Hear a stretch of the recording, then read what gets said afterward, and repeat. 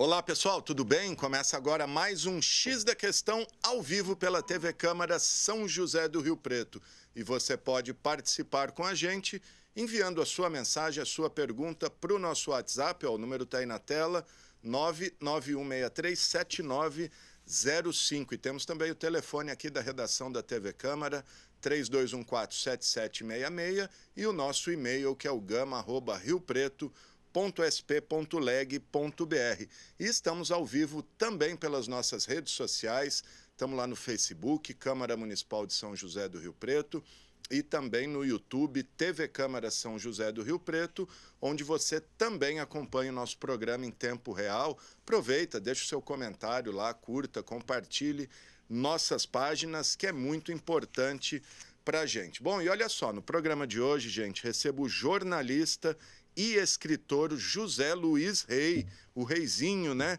Que está lançando mais um livro, o romance A Vizinhança de Manuel Herculano Ibarra.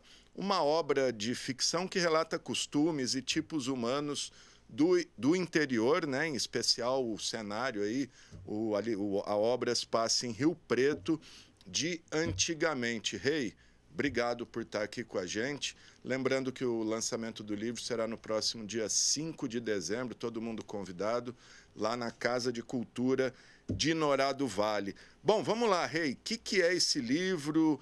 Da onde veio a tua inspiração? Conta um pouquinho, dá uns spoilers aí pra gente do romance A Vizinhança de Manuel Herculano Ibarra.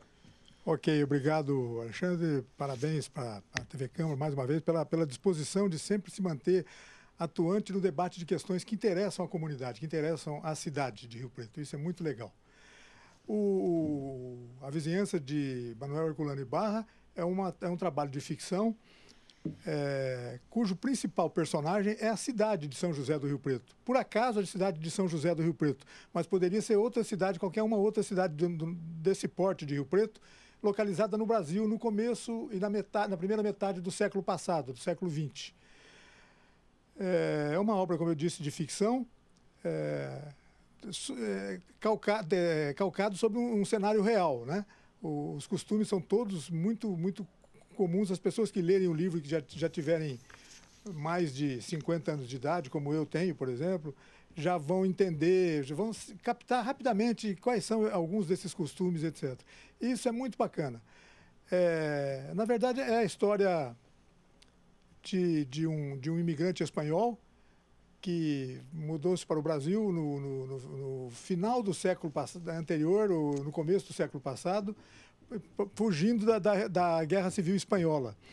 Depois de morar sempre na região noroeste do estado de São Paulo, mas numa cidade produtora de café da região, que não tá determinado no livro, isso não é determinado, exatamente por se tratar de ficção.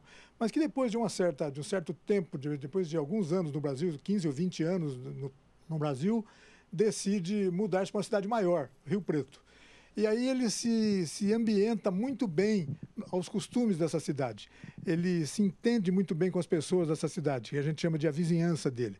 A vizinhança dele, na verdade, é a cidade toda, né? A cidade, no começo do século passado, aí pelos anos 20 ou 30, quando ele mudou-se para cá, quando a história começa a ocorrer aqui, era uma cidade pequena, devia ter 60, 70 mil habitantes, ser tanto, né? E havia hábitos muito comuns. Por exemplo, o hábito das pessoas no final de cada dia, no começo de cada noite, arrastar as carreiras para a calçada, para frente das casas e começar a conversar. Começar a conversar sobre assuntos os mais aleatórios possíveis, os mais aparentemente desinteressantes possíveis, desde a problemas particulares dos vizinhos até uma desconfiança em relação ao técnico da seleção brasileira de 66, que já havia desconfiança em relação a técnicos da seleção brasileira naquele tempo, entendeu? Desde sempre, né? Desde sempre. Até essa história, isso se passa em 1965, pós-golpe militar de 64, então havia também uma vigilância muito grande, um debate muito grande em relação aos personagens dessa ditadura, né? Olha, conversavam sobre o Castelo Branco, sobre Costa e Silva, e sobre o Servilho, que era para ser convocado pelo técnico Vicente Feola da seleção brasileira, e gerava uma polêmica muito grande em relação a isso. E conversavam também sobre as pessoas ocupavam o seu tempo conversando sobre problemas menores, por exemplo, porque o vizinho da casa duas ruas para cima havia se desquitado da mulher e estava gerando problemas nos filhos, etc. Enfim. Temas do cotidiano. Temas do cotidiano. Numa época, Alexandre, que a cidade, embora as pessoas gostassem de sentar na sarjeta, na calçada, na rua, era uma cidade de quintais, né?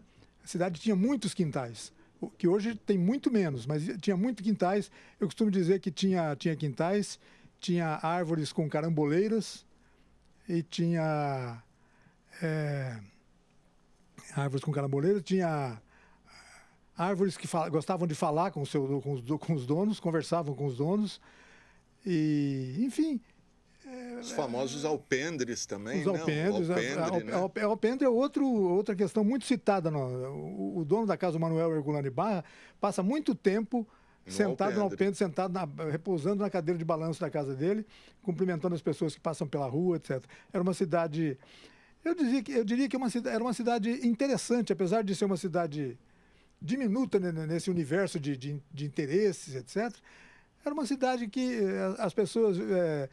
podiam ver todo dia as charretes transportando as moçoilas e senhoras de um lado ou outro da cidade, garbosos cavalheiros de chapéu ou de palha ou de chapéu de feltro, dependendo da sua condição financeira, andando de um lado para outro da rua. Era uma cidade bem interessante. Visitando as selarias, a cidade tinha selarias, etc. É isso. Agora, parece que são temas assim banais, aparentemente banais, né?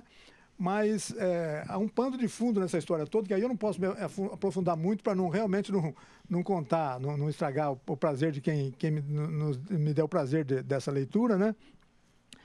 Mas o Manuel Herculano Barra, que veio em companhia de sua esposa, de sua mulher, né? E já tinha 3 filhas, mas as filhas mudam para São Paulo, ele fica só com a mulher por aqui. Ele se lamenta muito de não ter um filho homem para ajudá-lo do serviço, etc.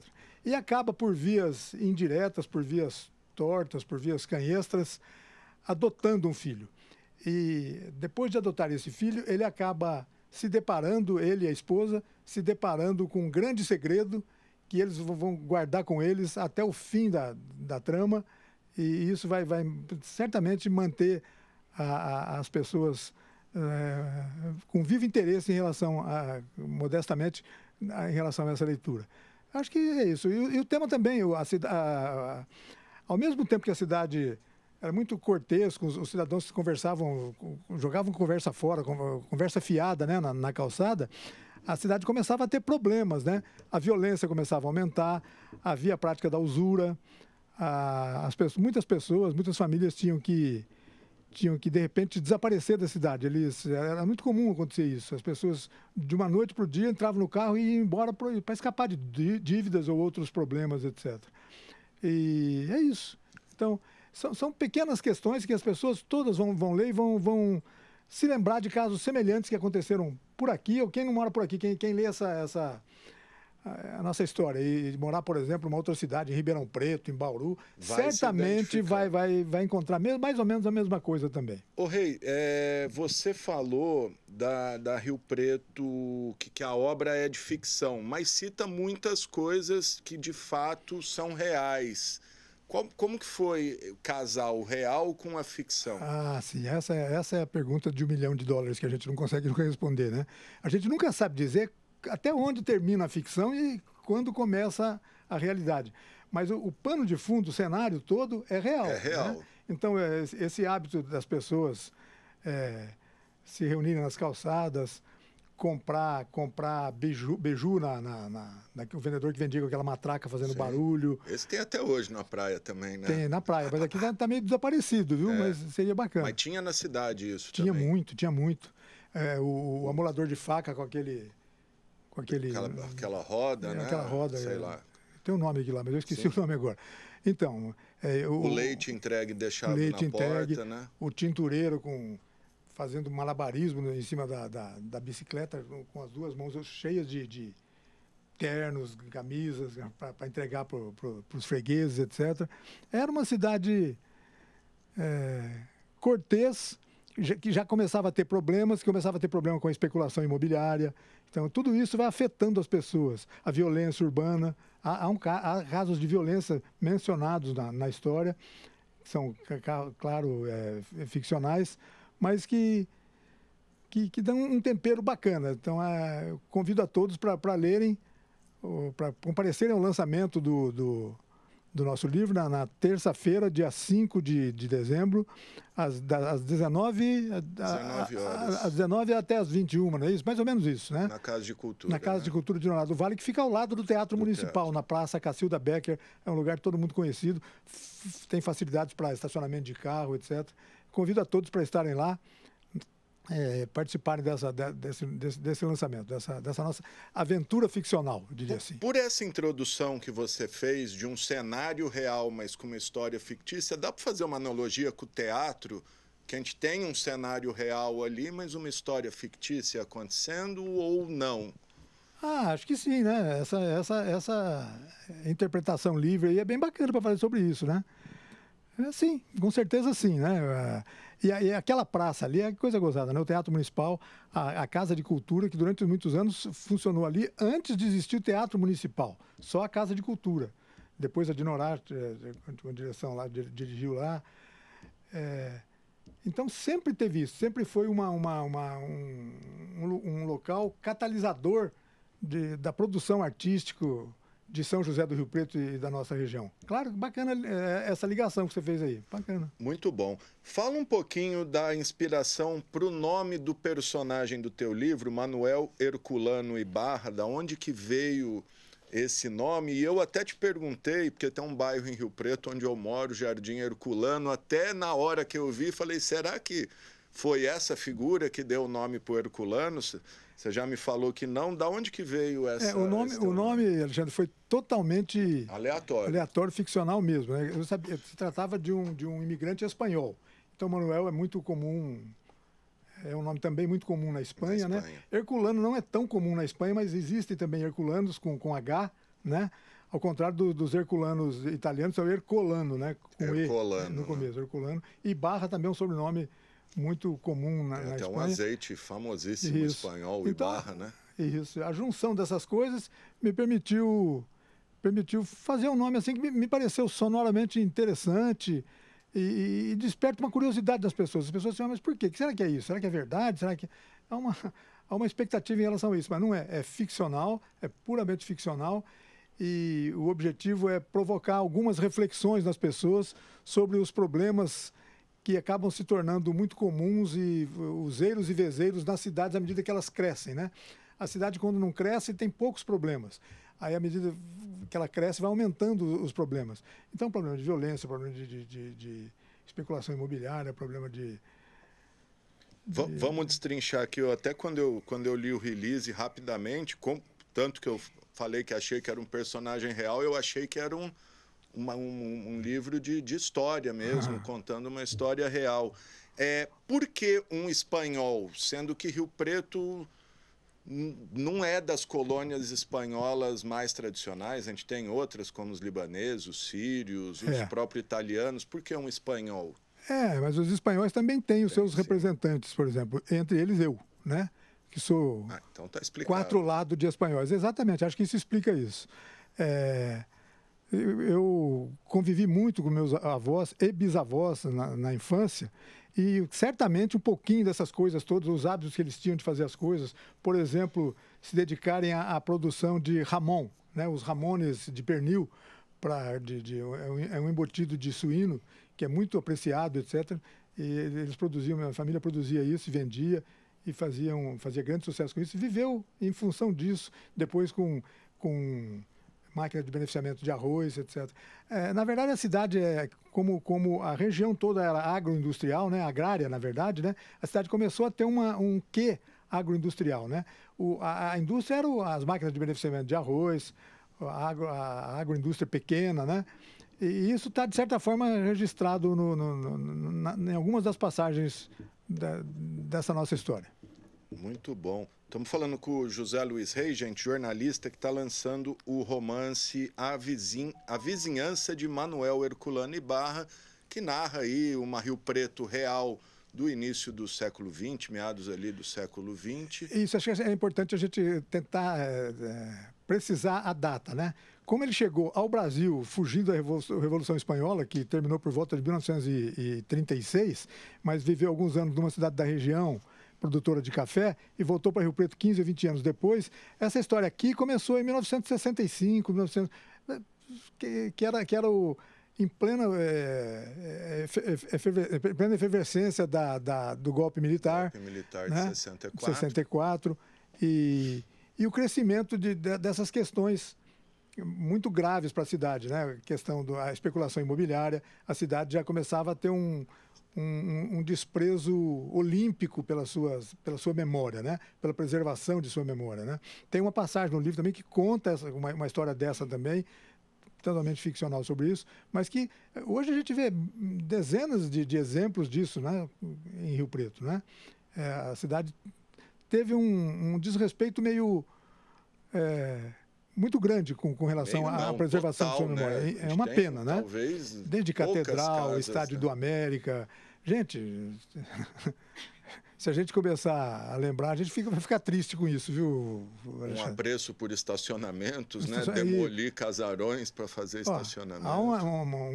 Esse caso existe nessa história. É isso aí. Uma grande mansão é demolida e transformada num estacionamento. Perfeito. Ô Reis, 66, você falou que eram casas muito... Nessa época, 60, 65, muitas casas com quintais. Tinha poucos edifícios ainda nessa época, talvez, uma dezena no máximo, ou não sei, talvez mais. Talvez os primeiros, um dos primeiros, em 1968, a Galeria Bacite, no centro da cidade, foi construída. Quer dizer, então, um pouco antes disso, tinha menos ainda, né?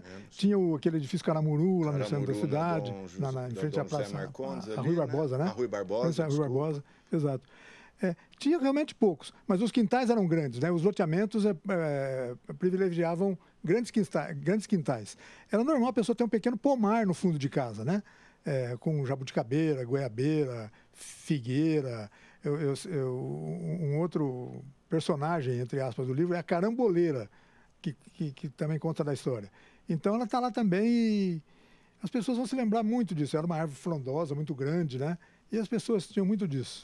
Muito bom. Só para registrar aqui, o livro está sendo lançado pelo Observador Legal Editora Limitada, que é de São Paulo, que você me falou, né? Isso. E tem duas participações importantíssimas aí, que é o prefácio do Dr. Durval Noronha Goios e a apresentação do professor Dr. Romildo Santana, nosso amigo, aí os dois nosso amigo, Dr. Durval e o Romildo.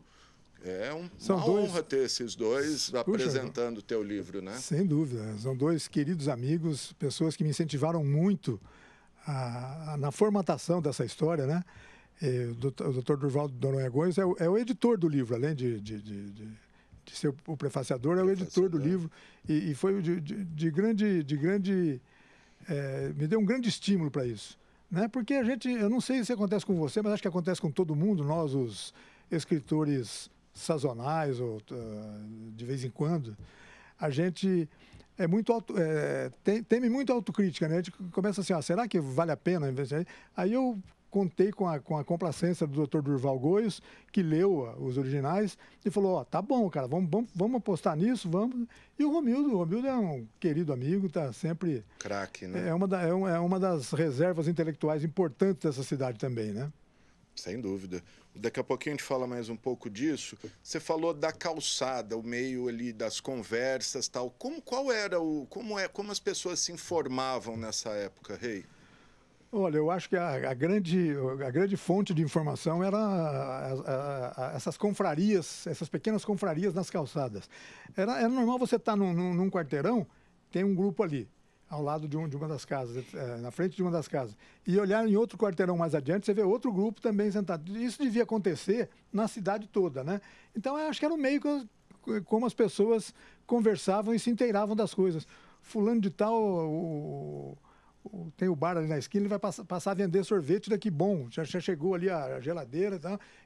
Coisas assim eram de grande importância para a cidade, né? Novidades, né? É isso mesmo. Legal. Jornal, rádio, na época tinha uma certa relevância. Sim. Qual dos dois? Televisão nem sonhar, né? Televisão começava, a cidade começava, né? Os telhados vermelhos da cidade começavam a perder aquelas engenhocas, parecia para receber ondas de rádio, começaram a ser substituídos por aquelas espinhas de peixe para receber aparelhos de televisão. A televisão foi implantada no Brasil em 1950, em Rio Preto começou a chegar em 1960, um pouco antes disso, 58, e daí não parou mais, né? Daí os telhados perderam as antenas de rádio, começaram a ganhar as antenas de TV, e o rádio sempre teve muita importância, porque Rio Preto, especialmente Rio Preto, também teve a 16ª emissora mais antiga do Brasil, que foi a Rádio Rio Preto PRB8. Né? A B8 foi uma das primeiras emissoras do Brasil. Que para quem estuda a história da comunicação de Rio Preto é uma rádio clássica, né? Nossa, muito clássica, exato. Né? Porque os prefixos das emissoras no início eram assim, era PRA1, PRA2, PRB1, PRB2, PRA2, PRB3, e assim vai. PRB8 foi a 16ª, 8 de A e 8 de B. Né? Olha só. Então foi muito importante realmente. E o livro tem uma passagem que conta a importância de uma história dessa. Isso já no final dos anos 60, o livro conta a história de uma. Esse fato foi real, aconteceu na cidade, é um fato real que aconteceu na cidade. Uma emissora de rádio, a Rádio Difusora, que transmitia radionovelas ao vivo, realizou o capítulo o encerramento de uma das radionovelas ao vivo do alpendre, você falou de alpendre, né? De alpendre da casa de uma telespectadora que ganhou um concurso. Então isso foi transmitido ao vivo. Então a gente conta isso na história para tentar determinar um pouquinho da importância desse veículo, né? Porque o rádio sempre realmente teve um papel de fundamental importância na comunicação de Rio Preto. E Rio Preto, no auge, ele chegou a ter o quê? Umas 5, 6 rádios, né? Rádios importantes, né? Assim como impressos, chegou a ter 5, 6 impressos. Chegou a ter diários, 5, né? 5, né? Correio, a Notícia. Correio da Clarense, a Notícia, o Diário da Região, Folha de Rio Preto e o Dia e Noite. Eram 5 jornais. Muito Folha de Rio Preto, falei? Falou. E as emissoras de rádio, a Rádio Rio Preto foi a primeira, depois teve a Rádio Difusora, a Rádio Independência, que é dos anos 1968, no final também. Também é outro ícone. Nossa, foi bacana conversar sobre isso, viu? E o Rei passou por quase todas, né, Rei? Você foi editor muito tempo do Diário da Região, foi um dos primeiros editores da TV Globo Noroeste Paulista, a primeira retransmissora da Globo aqui em Rio Preto, e trabalhou nas rádios, né? Principalmente na Independência. Quando eu falo que eu tenho mais passado do que futuro, não é à toa, né? Eu trabalhei no Diário da Região, cheguei a ser diretor de redação, trabalhei na TV Globo Noroeste Paulista, que era afiliada da Rede Globo, eu fui chefe de redação também, trabalhei na Rádio Independência como locutor noticiarista e como plantão esportivo. Eu fazia o plantão esportivo da rádio, as transmissões esportivas tinham muito prestígio naquela época, entre outras coisas por causa da loteria esportiva. A loteria esportiva era muito popular no Brasil e as pessoas gostavam de ouvir para saber os resultados da loteria esportiva, na vã ilusão de que pudessem fazer os 13 pontos, né?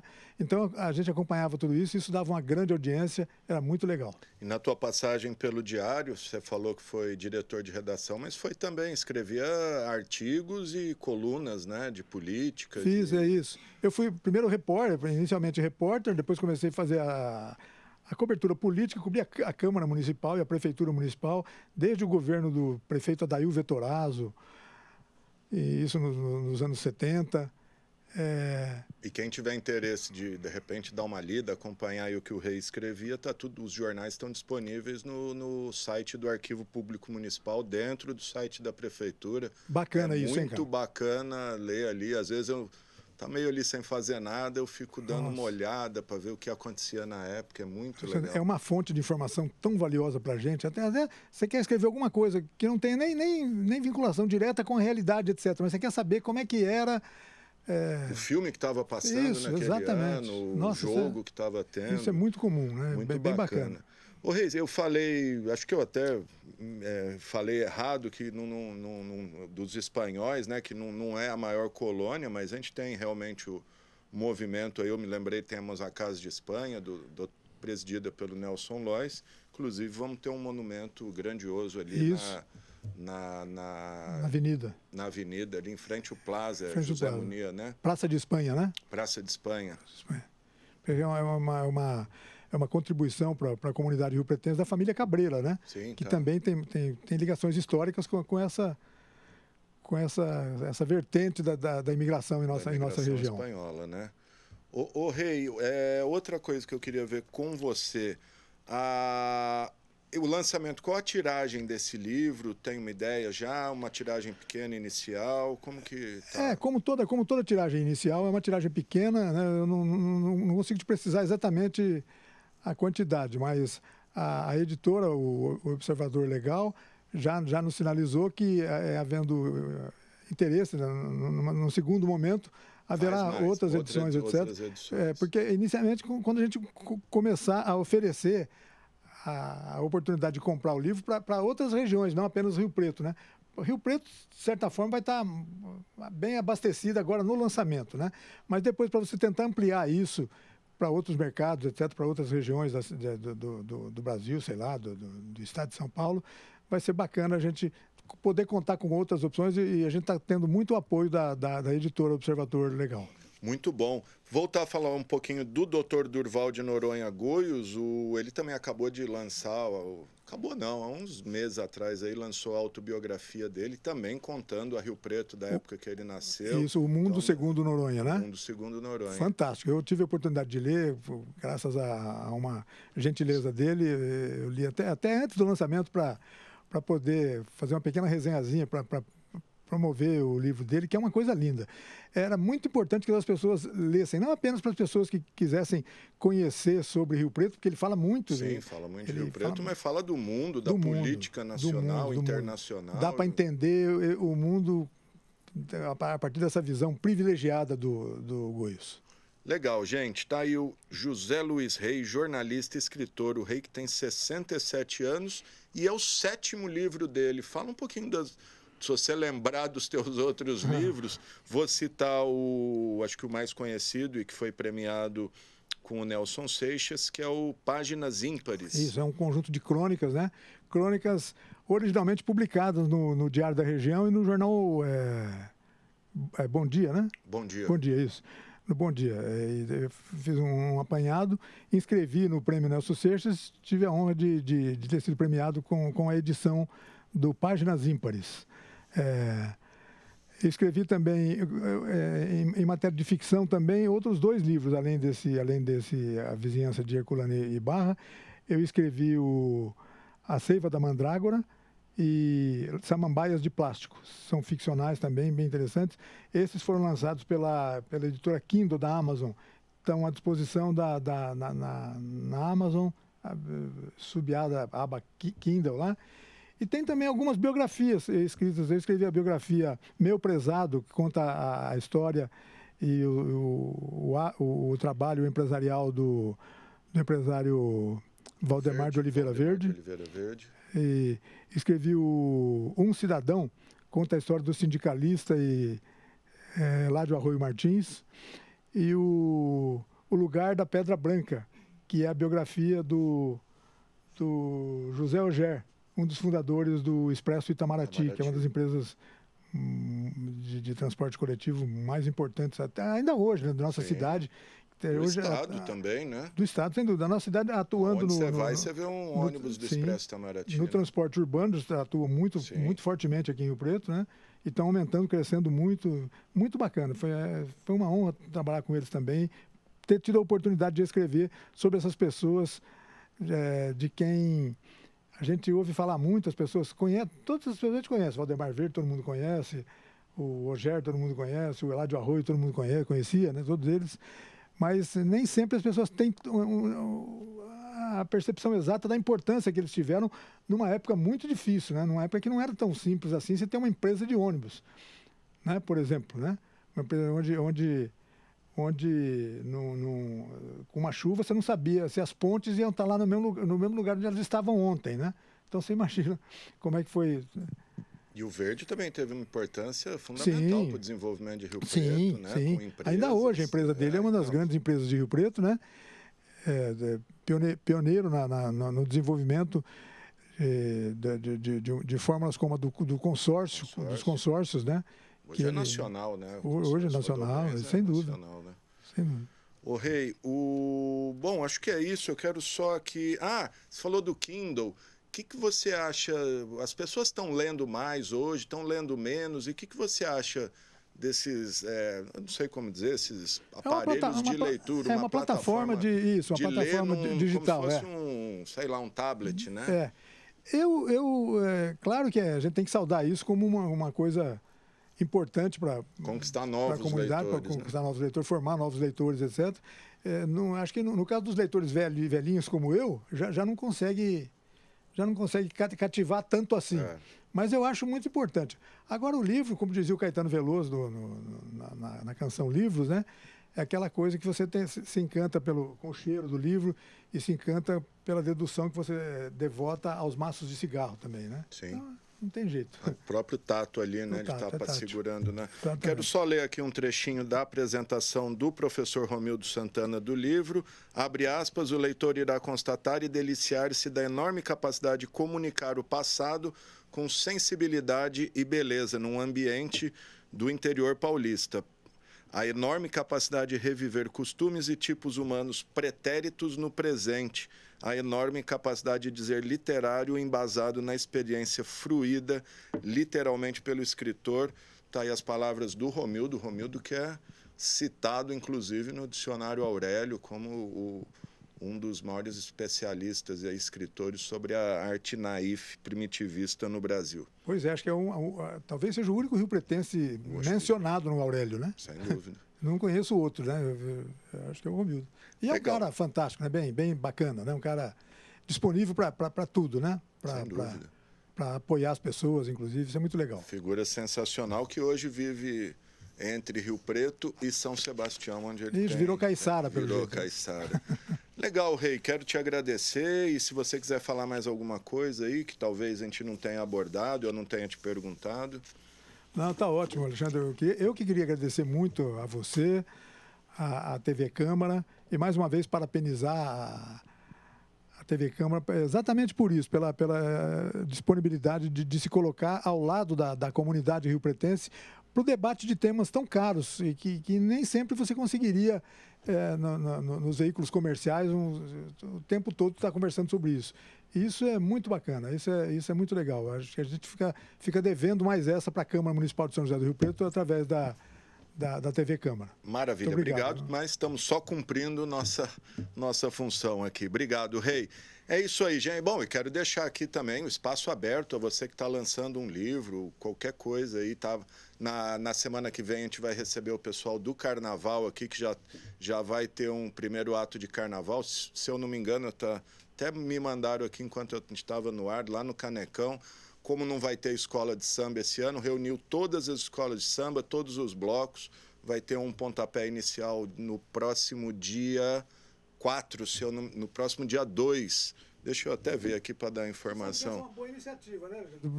Perdão pela intromissão aqui nesse assunto, Não? Mas assim, essa coisa de juntar as escolas de samba todas para tentar fazer uma coisa mais Dia 2 de dezembro, às 16 horas, então, lá no Recinto de Exposições de Rio Preto. É isso aí.